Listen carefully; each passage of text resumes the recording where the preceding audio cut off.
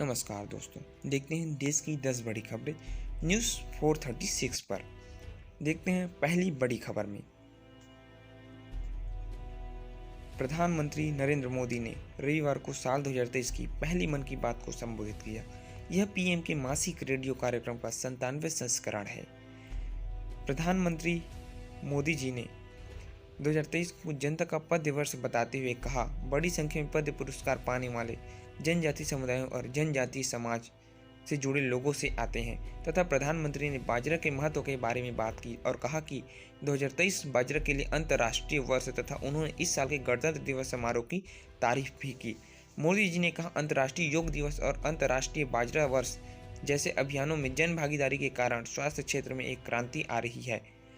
दूसरी बड़ी खबर में देखते हैं, गुजरात जूनियर क्लर्क भर्ती परीक्षा लीक मामले गुजरात एटीएस के हाथ बड़ी कामयाबी लगी। गुजरात एटीएस ने 15 से ज़्यादा लोगों को गिरफ्तार किया है। पकड़े गए लोगों में 5 लोग राज्य के जबकि 10 से ज़्यादा लोग गुजरात के बाहर के हैं। इस बीच पेपर लीक से नाराज अभ्यर्थी सड़कों पर उतर आए और विरोध प्रदर्शन कर रहे हैं। देखते हैं तीसरी बड़ी खबर में। राष्ट्रव्यापी टीकाकरण अभियान के तहत अब तक 22.4 करोड़ कुल टीके की खुराक, 95.17 करोड़ दूसरी खुराक तथा 22.65 करोड़ एहतियात खुराक दी जा चुकी है तथा पिछले 24 घंटों में 2,11,833 खुराक दी गई। भारत का सक्रिय केस लोड वर्तमान में 1842 है। सक्रिय मामले 0.1% है। ठीक होने की दर वर्तमान में 98.81% है। पिछले 24 घंटों में 108 लोग ठीक हुए।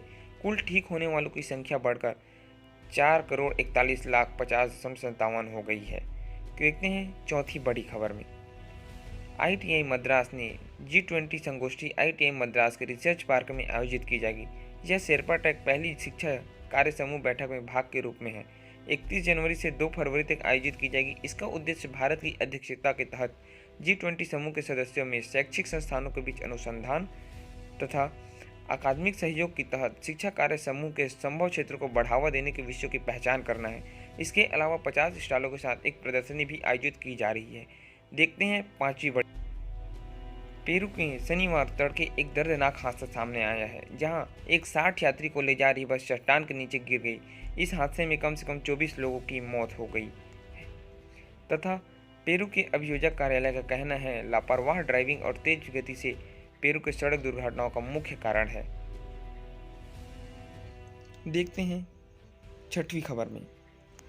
ईरानी न्यूज एजेंसी के मुताबिक भूकंप के झटके ईरान के पश्चिम अजरबैजान प्रांत के कई हिस्सों में महसूस किए गए। कई घरों को काफ़ी अधिक नुकसान भी हुआ। रिएक्टर स्केल पर भूकंप की तीव्रता 5.9 मापी गई, जिसमें कम से कम 7 लोगों की मौत हो गई और 440 लोग घायल भी हुए। देखते हैं सातवीं खबर में। केंद्रीय गृह मंत्री अमित शाह की हरियाणा में जनसभा होनी थी, लेकिन खराब मौसम की वजह से गृह मंत्री हरियाणा नहीं जा सके। ऐसे में उन्होंने फ़ोन पर ही संबोधित किया और कहा कि मैं आप लोगों से मिलना चाहता था, लेकिन खराब मौसम की वजह से हेलीकॉप्टर को उड़ान भरने के लिए अनुमति नहीं मिली। देखते हैं आठवीं बड़ी खबर को। अमेरिका के लॉस एंजलिस में गोलीबारी हुई। इस गोलीबारी में कम से कम 3 लोग मारे गए और 4 अन्य लोग घायल हो गए। बता दें कि कैलिफोर्निया में यह इस प्रकार के इस महीने की सामूहिक गोलीबारी की यह चौथी घटना है। गोलीबारी के कारण ज्ञात नहीं है तथा गोलीबारी में मरे गए लोगों की पहचान जारी नहीं की गई है। देखते हैं 9वीं बड़ी खबर में। संयुक्त राष्ट्र महासभा UNGA के अध्यक्ष साबा कुरैशी भारत के दौरे पर आए तथा विदेश मंत्री S जयशंकर से मिले तथा विभिन्न मुद्दों पर चर्चा भी हुई।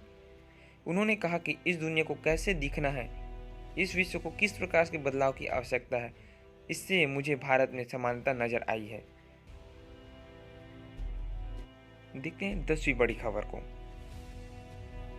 ओडिशा के स्वास्थ्य मंत्री नवकिशोर दास पर रविवार दोपहर करीब 1 बजे जानलेवा हमला हुआ।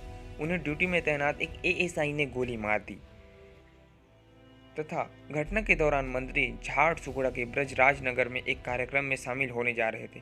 कार की अगली सीट पर बैठे दास जैसे ही नीचे उतरे, ASI ने उन्हें सीने में 2 गोली मार दी।